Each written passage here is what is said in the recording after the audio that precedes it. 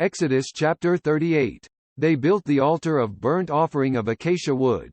3 cubits high it was square, 5 cubits long and 5 cubits wide. They made a horn at each of the 4 corners, so that the horns and the altar were of one piece, and they overlaid the altar with bronze. They made all its utensils of bronze, its pots, shovels, sprinkling bowls, meat forks and firepans. They made a grating for the altar, a bronze network, to be under its ledge, halfway up the altar. They cast bronze rings to hold the poles for the 4 corners of the bronze grating. They made the poles of acacia wood and overlaid them with bronze. They inserted the poles into the rings so they would be on the sides of the altar for carrying it. They made it hollow, out of boards.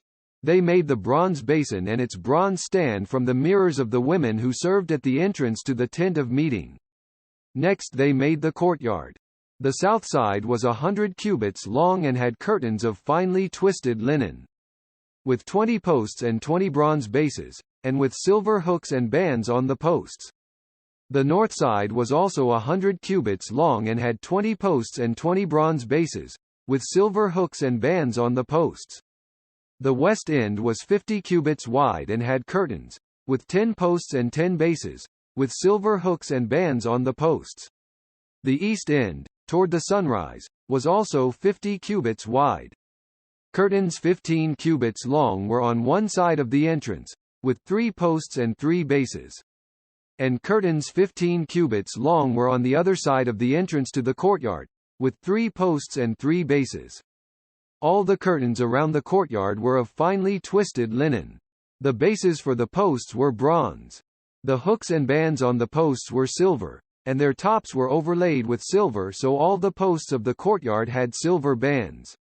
The curtain for the entrance to the courtyard was of blue, purple and scarlet yarn and finely twisted linen, the work of an embroiderer. It was 20 cubits long and, like the curtains of the courtyard, 5 cubits high. With 4 posts and 4 bronze bases.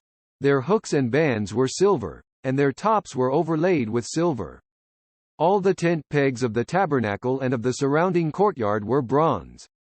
These are the amounts of the materials used for the tabernacle of the testimony, which were recorded at Moses's command by the Levites under the direction of Ithamar son of Aaron, the priest.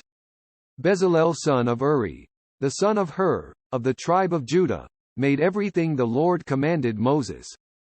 With him was Oholiab son of Ahisamach, of the tribe of Dan, a craftsman and designer, and an embroiderer in blue, purple and scarlet yarn and fine linen.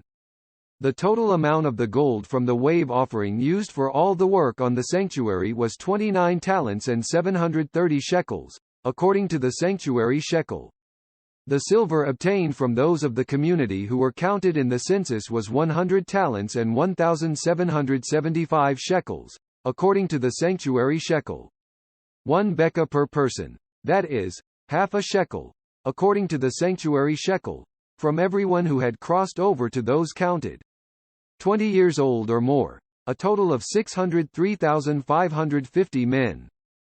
The 100 talents of silver were used to cast the bases for the sanctuary and for the curtain minus 100 bases from the 100 talents, 1 talent for each base. They used the 1,775 shekels to make the hooks for the posts, to overlay the tops of the posts, and to make their bands.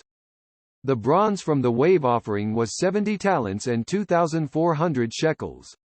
They used it to make the bases for the entrance to the tent of meeting, the bronze altar with its bronze grating and all its utensils, the bases for the surrounding courtyard and those for its entrance and all the tent pegs for the tabernacle and those for the surrounding courtyard.